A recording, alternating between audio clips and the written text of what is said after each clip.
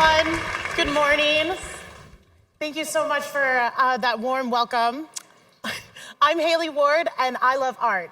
And I love art memes. So today, I'm going to use some of my favorite memes to help illustrate my story. You know, I always dreamed what it would be like to be a Vegas showgirl. This is probably as close as I'm going to get, so I'm going to live it up. So the Met has been around for 150 years. And we had a problem. We had to change our admissions policy. And the short of it is, we went from a pay-what-you-wish institution to a mandatory fee. But the long of it is much more interesting. So, for those 150 years, we have had a variety of different types of admissions policies. Everything from mandatory admission to just charging for exhibitions to having free days. But then in 1970, we instituted our pay-what-you-wish admissions policy. And admission was just $1. Now, this worked for a long time, even as that amount continued to grow. But that changed over the last few decades. And that's what I'm here to speak today about, the price of entry. Today, it costs $25 to get into the Met. But it's so much more than that. It's the net rates, it's the receptive rates, it's the marketing. It's all of the things that keep the customers coming back in the door. In 2004, the average person was 64% of the average people were paying the full suggested amount to come in the door. That fell to 17% last year. Basically, we were seeing more people than ever, but they were paying less than ever. And this just wasn't sustainable if we wanted to keep the same level of experience that people had come to expect from the Met. The reality was, last year, the average person paid $9 to come into the museum, of a full suggested $25, when the reality is, it costs us $42 for each person who walks in the door at the Met. So, we had a problem. A really, really big public problem. It was a budget deficit. It was in all the papers, you can Google it later.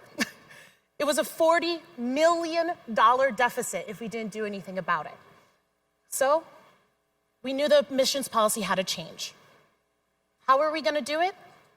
Well, we looked at what other museums and institutions were doing. You know what they say, great artists steal. So, we took what other people were doing and applied it to what I'm going to call the Met algorithm, which basically means, who is this going to affect, and how much money are we going to make? If we didn't make at least $6 million the first year of changing the policy, it just wasn't going to be worth it. So we found the sweet spot in charging mandatory admission for everybody who lived outside of New York State.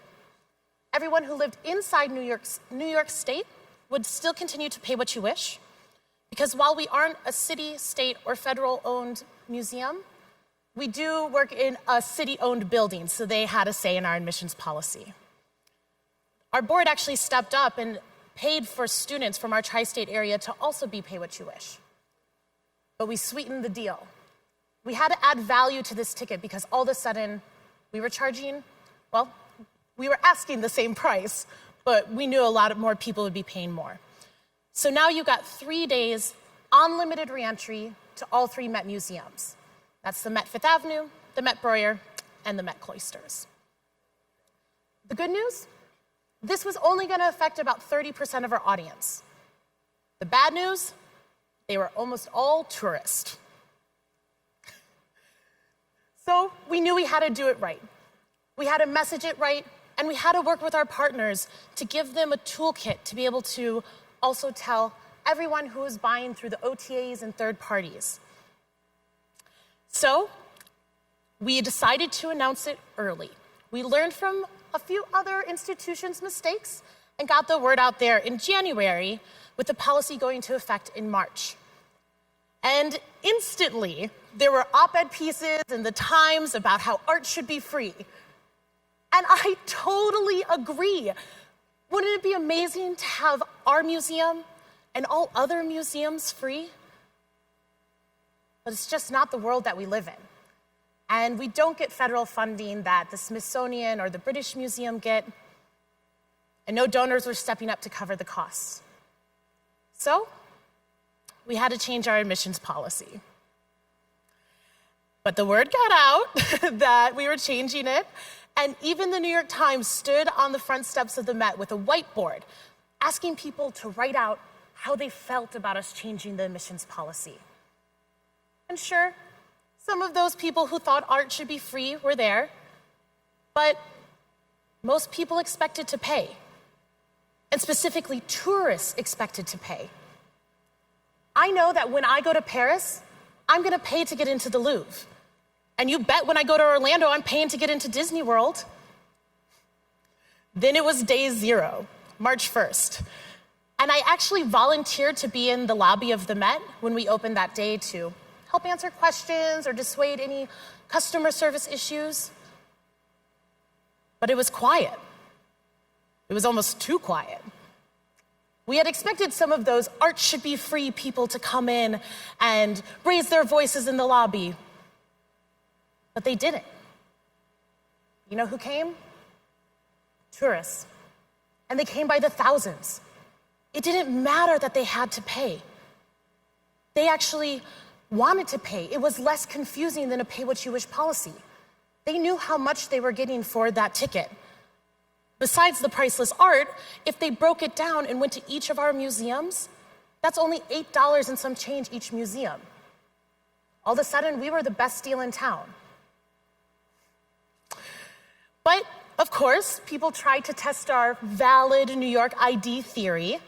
We had one guy come in with a Yankees cap saying, oh, this was his proof of residency as a New Yorker.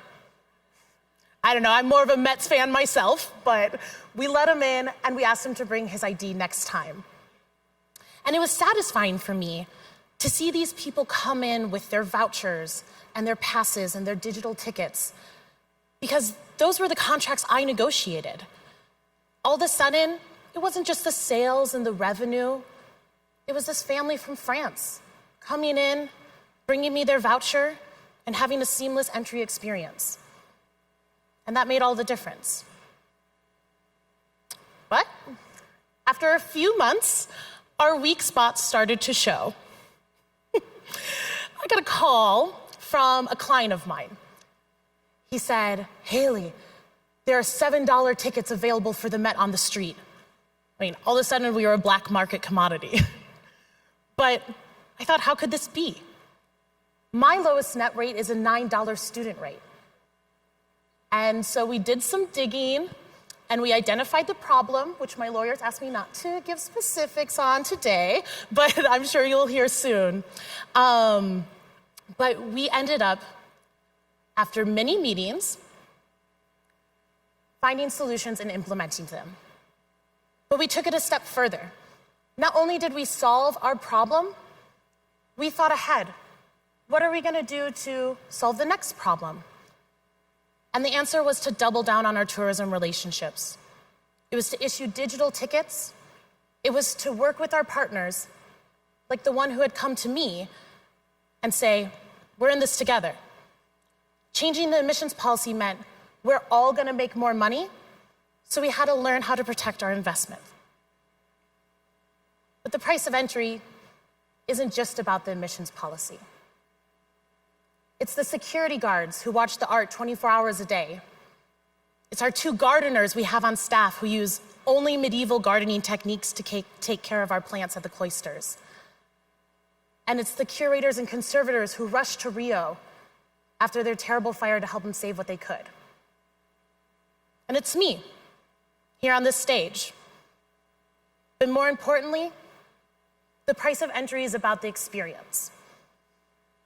Now, there's no denying that I work in an incredibly satisfying place. When I'm antsy at my desk, I get to go to Egypt or to Greece. I get to learn about tribes in New Guinea or marvel at the way that Van Gogh painted babies. But more often than not, I'm not looking at the art. I'm looking at the visitor. Are they having fun? Are they lost? Answering, where's the nearest bathroom? So I'll leave you with one story. A couple months ago, I was standing at our information desk in the lobby of the Met, and this little woman, probably in her late 80s, came up to us and said she'd like an escort up to our American wing. And I was headed that way, so I thought, okay, I'm more than happy to take you. So we walked up there, and she was mostly quiet, and asked to see the painting Madam X by American painter John Singer Sargent. So I take her there. We stand there for a few minutes in silence, and then she starts to cry. And I'm like, oh my gosh, are you okay? Can I help you? And she told me her husband had just passed away, and that they had come to the Met almost 50 years ago, the last time we changed our admissions policy, to see this painting on their first date. Now, they had come back to the Met many times over the years, but this was the first time without her husband. And now I'm crying, and we stand there in silence looking at this painting. She is there seeing it in an old light, and I'm seeing it in a new light. That's why the price of entry is worth it. So that moments like that can happen. So that we can bring art into people's lives, and we can bring art to life. And of course, to memes. Thank you.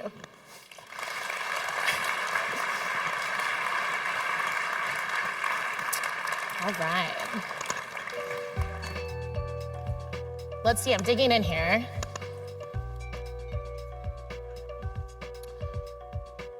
Oh, Tour de Paris, Fat Tire Tours. Count me in.